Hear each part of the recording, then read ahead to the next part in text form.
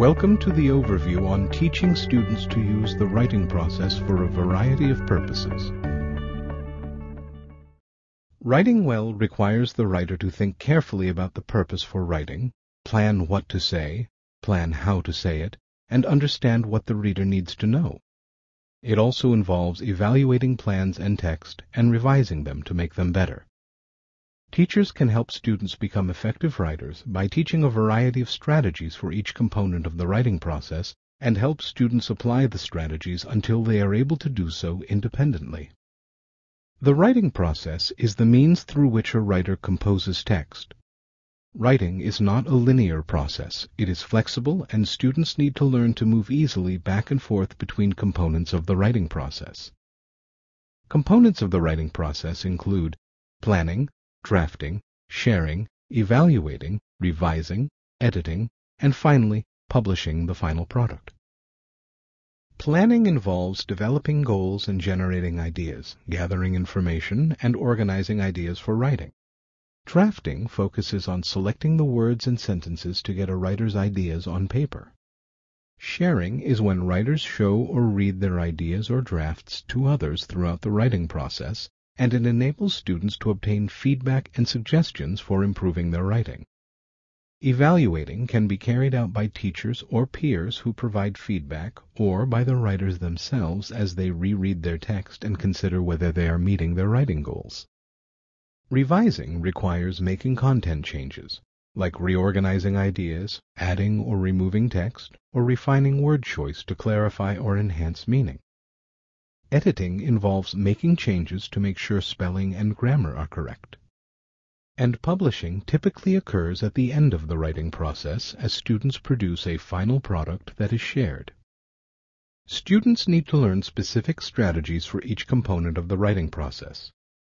Teachers should talk to students frequently about when and how to use the strategies throughout the writing process and why the strategies are helpful. Students can learn writing strategies through a gradual release of responsibility from teacher to student. Teachers need to first make sure that students have the background knowledge and skills needed to use a writing strategy. Then they can describe the strategy and model its use. Teachers should also describe why students might choose to use it.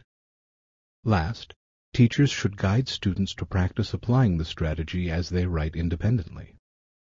For example, a teacher can start by providing background knowledge such as, what you write will be more interesting for others to read if you have a lot of good ideas, so you should take the time to brainstorm or write down all your ideas before you get started.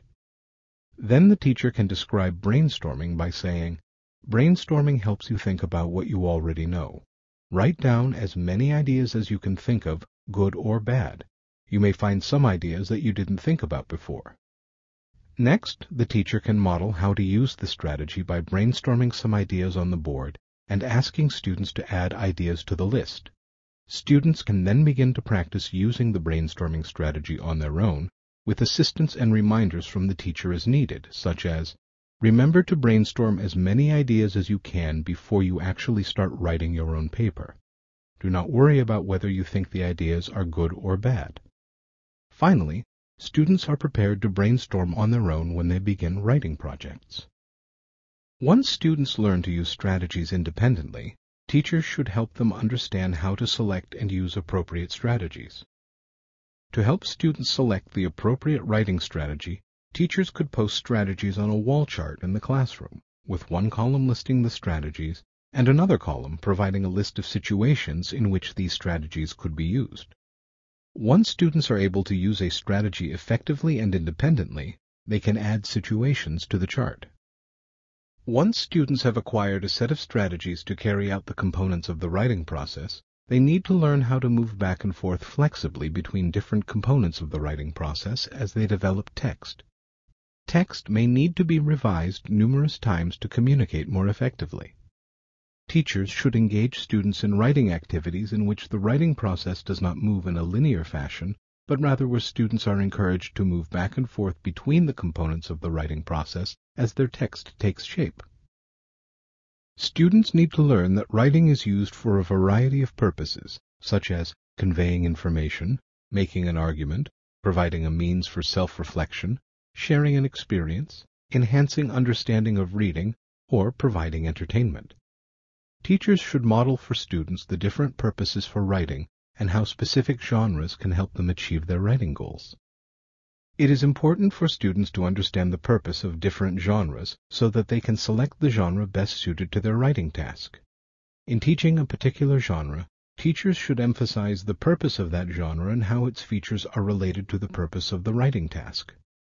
For example, the purpose of a persuasive letter is to convince the reader to agree with the writer. To achieve this purpose, students should think of compelling reasons to convince readers who might not agree with them. They need to state those reasons clearly and support them with evidence.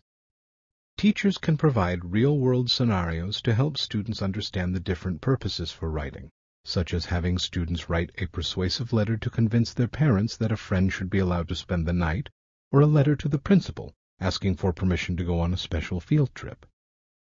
Students must learn to adjust their writing to be most effective for their intended audience.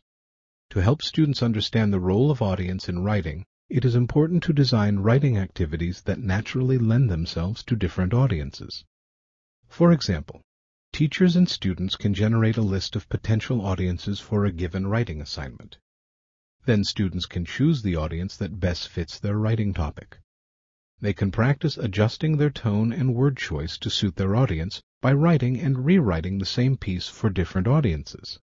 Students could write instructions for how to play a favorite game for a friend who also plays the game. Then they could rewrite the same instructions for the school principal who might be unfamiliar with the game. This would require students to adjust their tone and word choice to suit the chosen audience. Students can learn to adopt the features of good writing in their own pieces by being exposed to exemplary texts, also called mentor texts, from a variety of sources, including published or professional texts, books, and textbooks, the teacher's own writing, and peer samples. Teachers should select texts that support the instructional goals of the lesson, are appropriate for the students' reading levels and abilities, and provide exemplary models of what students will write. Teachers should read exemplary texts aloud or have students read exemplary texts, paying attention to word choice, structure, or other style elements. The class can discuss how each text demonstrates characteristics of effective writing in that genre. Students can then practice using these characteristics in their own writing.